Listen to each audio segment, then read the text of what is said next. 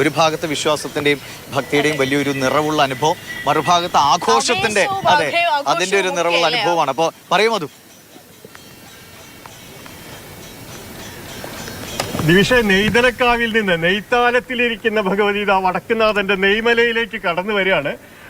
അത് ആ ഒരു ആഘോഷം ഇവിടെ ശ്രീമൂലസ്ഥാനത്ത് നിന്ന് കടന്ന് ഉള്ളിൽ എഴുന്നള്ളിപ്പ് നടത്തി തെക്കേ ഗോപുര നട തുറക്കുന്നതോടെ പൂരത്തിന്റെ വിളംബരം അക്ഷരാർത്ഥത്തിൽ ആരംഭിക്കുകയാണ്.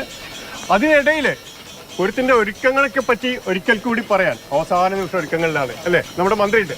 സന്തോഷം. എല്ലാവർക്കും പൂരത്തിനെ ഇപ്പൊ കാണാറുള്ളൂ. എല്ലാവർക്കും നെയ്തലക്കാവ് ഭഗവതി ഏതാനും സമയങ്ങൾക്കകം കൊച്ചൂരമ്പലത്തിൽ നിന്നും പുറപ്പെടും.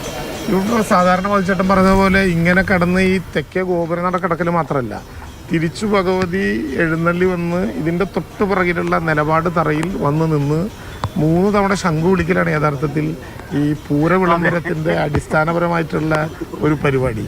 പക്ഷെ ആളുകൾ പിന്നെ ഇറങ്ങി വരുന്നതിൻ്റെ ഫാൻറ്റസി അതുകൂടിയാണെന്നുള്ളത് കൊണ്ട് കുറച്ചുകൂടി സൗകര്യത്തിൽ അത് പറഞ്ഞാണ്. പൂരത്തിന് നല്ല തയ്യാറെടുപ്പുകളായി. ഇന്നലെ പെർഫെക്റ്റ് ആണ്, വളരെ പെർഫെക്റ്റ്, ഓരോ മിനിറ്റിലും വ്യത്യാസമില്ലാത്തതുപോലെ. കഴിഞ്ഞ തവണയും നമ്മൾ ഒരുമിച്ച് പാഞ്ഞു നടന്നിരുന്നതാണ്. ഈ അന്തരീക്ഷത്തിലൊക്കെ സ്വാഭാവികമായിട്ടുണ്ടാകുന്ന മാറ്റങ്ങൾ പൂരത്തിനെയും നല്ലതുപോലെ മാറ്റം ഉണ്ടായിട്ടുണ്ട്. ഞാൻ കുറെ ആൾക്കാരോട് ഈ മഴയെ പറ്റി ചോദിച്ചപ്പോൾ എല്ലാവരും പറഞ്ഞു ന്യൂനമർദ്ദമൊക്കെ നടക്കും, പക്ഷെ മഴ നമ്മുടെ സന്തോഷമാണ്. വെയിലില്ലാണ്ടിരിക്കും, മഴ പൂരത്തെ കേമാക്കുന്നതാണ് പലരുടെയും പ്രതീക്ഷ. മഴയാണെങ്കിലും വെയിലാണെങ്കിലും ആള് കൂടുന്നതിൻ്റെ കഥ മാത്രമേ ഇത്തവണ തൃശ്ശൂർ പൂരത്തിന് പറയാൻ പറ്റൂ.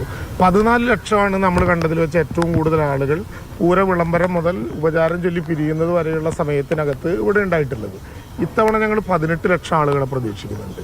അതുകൊണ്ട് 4000-ലേറെ പോലീസുകാർ, എന്നുവെച്ചാൽ നല്ലതുപോലെ വെൽ സ്റ്റഡീഡായി പൂരത്തിൻ്റെ വിശദാംശങ്ങൾ ഉൾപ്പെടെ പറഞ്ഞ് നേരത്തെ പൂരാനുഭവങ്ങളുള്ള ആളുകളെ തന്നെ കേവലം വടം കെട്ടിയും ബാരിക്കേഡ് വെച്ച് അതൊക്കെ ഉണ്ടാകും. പക്ഷെ അങ്ങനെ തടുക്കലല്ല, എല്ലാവരെയും വരാനുള്ള മണ്ണും മനസ്സും തയ്യാറാക്കലാണ് ഇത്തവണ തൃശ്ശൂർ പൂരത്തിൽ. നമ്മൾ 2 കൊല്ലം മുമ്പോട്ടാണ് നമ്മൾ സ്ത്രീ സൗഹൃദ പൂരം എന്ന് പറഞ്ഞിട്ട് പരമാവധി അങ്ങനെ കാണാൻ കഴിയുന്ന വിധത്തിലുള്ള ഒരു പൂരാക്കി മാറ്റുക എന്നുള്ളതായിരുന്നു.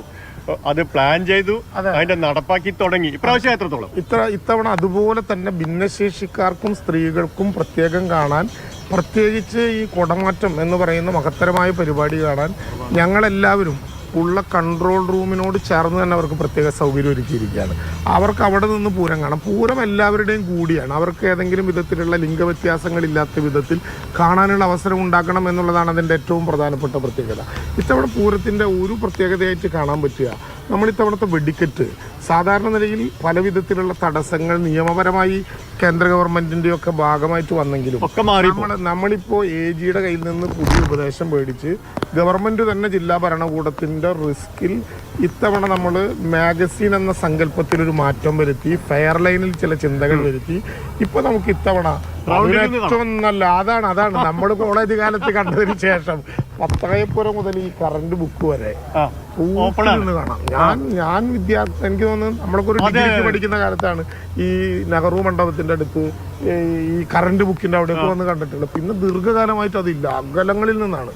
ഇത്തവണ പോലീസിന്റെ കണക്ക് 18,000 ആൾക്കിരിക്കുക, തൃശ്ശൂർ 18,000 അല്ല. തൃശ്ശൂരിന്റെ കണക്ക് ഒരു സ്ക്വയർ ഫീറ്റിൽ വീതി നോക്കി നിൽക്കലല്ല, അതിനിടയിൽ ആള് നിൽക്കും. അപ്പൊ ഇത്തവണത്തെ പൂരത്തിന്റെ ഇന്നലെ നടന്ന സാമ്പിളിൽ വലിയ സാമ്പിൾ തകർത്തു തന്നെ.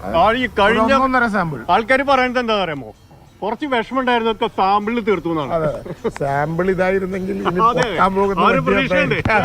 സാമ്പിളായിട്ടുള്ള കാണാം. ഇന്നലെ തന്നെ LED മാലകളുടെ ഒരു പൂരാണ് സാമ്പിളിൽ അറിഞ്ഞത്.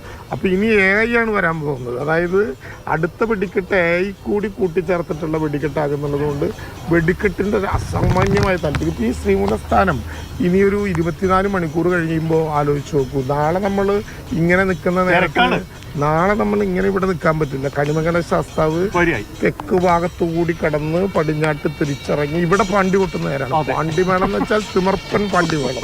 കണിമംഗല ശാസ്താവിനോടൊപ്പം നടന്നാണ് ഞാൻ എല്ലാ വർഷവും വരാറുള്ളത്. കണിമംഗല ശാസ്താവ് ഓരോന്നിനും ഓരോ ഐതിഹ്യമല്ലേ. ദേവഗുരു ആയതുകൊണ്ട് മുമ്പിലൂടെ വന്നാൽ വടക്കുന്നാഥൻ എഴുന്നേൽറ്റ് നിൽക്കണം എന്നുള്ളത് കൊണ്ട് തെക്കേ ഗോപുര നടവഴി തിരിഞ്ഞു വന്ന് അങ്ങോട്ട് തിരിഞ്ഞിട്ടായിരിക്കും. എല്ലാ ക്ഷേത്രങ്ങൾക്കും നാട്ടറിവുകളും നാട്ടൈതിഹ്യങ്ങളും ഉണ്ട്. അത് ഇത്ര റിച്ച് ആയിട്ടുള്ള ഒരു കൾച്ചറൽ എക്സ്ചേഞ്ചാണ്. അതിഭയങ്കരമാണ്. കാരണം 10 ഘടകപൂരങ്ങൾ, അതെ. അതിൽ 8 ദേവിമാർ, 2 ശാസ്താക്കൾ. വളരെ കൃത്യല്ലേ.